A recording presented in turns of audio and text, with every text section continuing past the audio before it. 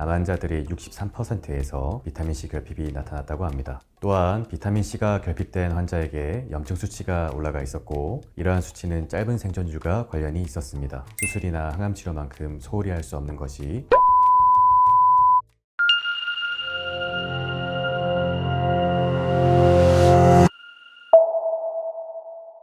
한때 암 환자에게 고용량 비타민C 주사요법이 효과가 있다는 주장과 없다는 주장이 팽팽하게 이어진 적이 있습니다. 하지만 최근에는 그 효능에 대해 보다 긍정적인 의견들이 더 많은데요. 앞서 노벨 화학상 수상자인 라이너스 폴링 교수와 이완 캐머런 교수는 합동연구 논문에서 고용량 비타민C가 암 환자의 수명을 크게 연장시킨다고 밝힌 바 있으며, 미국 아이오와 대학 종합암센터 영상종약 전문의 게리 비트너 박사는 비타민C를 정맥주사로 투여해 혈중 수치를 대폭 높이면 암세포만 선택적으로 죽일 수 있다는 연구 결과를 발표하게 됐습니다. 오늘은 이와 관련해 암 환자가 꼭 알고 가야 할 고용량 비타민C 주사요법에 대해 궁금한 점들을 알아보도록 하겠습니다.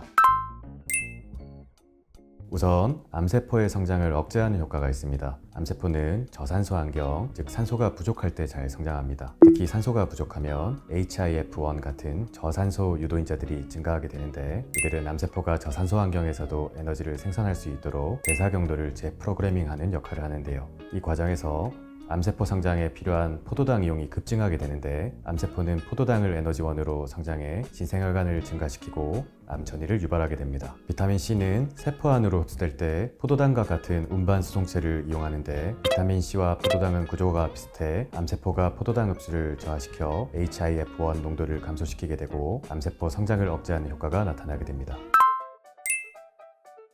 콜라겐은 우리 신체의 세포화 조직을 지키는 보호막이라 할 수 있습니다. 암세포는 콜라겐을 녹이는 하이알루로니다제라는 효소를 분비해 전이하려는 성질이 있는데, 비타민C는 콜라겐 합성의 필수 요소로서 비타민C를 주입하게 되면 콜라겐 형성이 촉진되고 하이알루로니다제의 효소 작용을 방해해 암세포의 전이를 막을 수 있습니다.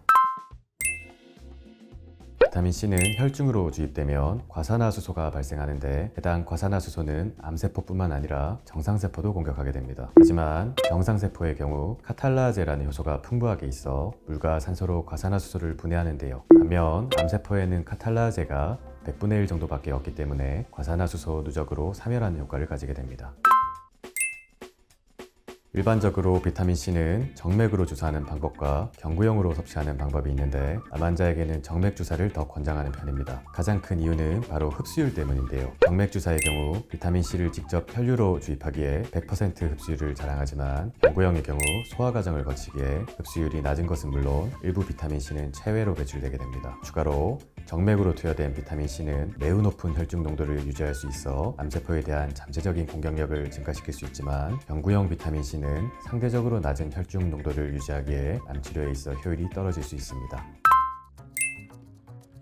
비타민C 주사의 적정 용량과 주기는 환자의 상태에 따라 달라질 수 있습니다. 다만 일반적으로 모든 환자들에게 점진적으로 용량을 증량하면서 치료를 진행하는데, 시장 용량으로 20g을 투여하고 잘 견딜 경우 25g 이상으로 순차적인 증량 투여를 진행하게 됩니다. 투여 빈도는 일주일에 2-3회 정도가 권장되며, 목표로 하는 투여량에 도달하게 되면 최적의 투여량을 결정하기 위해 주사 후 혈청 비타민C 농도를 측정하는데요. 미국 비타민 치료 전문 클리닉으로 널리 알려진 이오단 클리닉의 연구에 따르면, 비타민C 주사 투여 직후 혈장 비타민C의 최고 농도가 20mmol 정도일 때 대부분 효과적인 것으로 나타났습니다. 투여 기간은 임상 상황에 따라 조절해야 하지만, 일반적으로 암이 관해 상태에 도달하면 6개월에서 1년 정도는 투여 빈도를 그대로 유지하며, 관해 상태가 그 기간 동안 유지되면 투여 빈도를 점진적으로 줄여나가게 됩니다.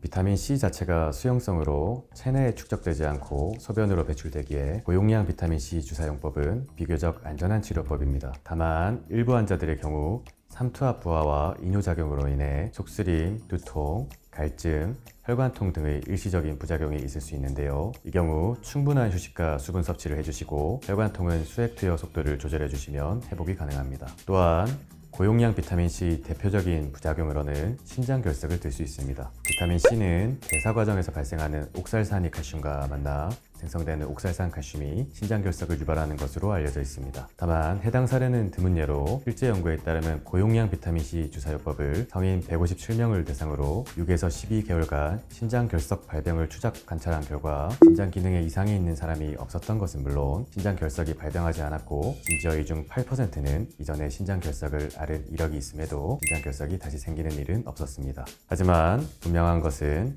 신장 결석 과거력이 있다면 옥살산 결석 형성을 억제하는 데 도움을 주는 마그네슘을 주사 제조 시에 첨가해주고 신장 기능이 올바로 기능하는지 주의 깊은 관찰을 해줄 필요가 있습니다. 리오단 클리닉의 연구에 따르면 암 환자들의 63%에서 비타민C 결핍이 나타났다고 합니다. 또한 비타민C가 결핍된 환자에게 염증 수치가 올라가 있었고 이러한 수치는 짧은 생존율과 관련이 있었습니다. 이러한 사실은 비타민C가 결핍되면 암세포에 대한 방어력이 약해질 수밖에 없다는 방증으로 수술이나 항암 치료만큼 소홀히 할 수 없는 것이 고용량 비타민C 치료법이라는 것을 명심하셔야 할 것입니다. 지금까지 양안방 통합치료를 통해 암을 치유하고 암의 재발 및 전이를 방지하는 암특화병원 오클리 한방병원 병원장 여태경이었습니다. 도움되셨으면 구독과 좋아요 부탁드리고 다음 영상에서 뵙겠습니다.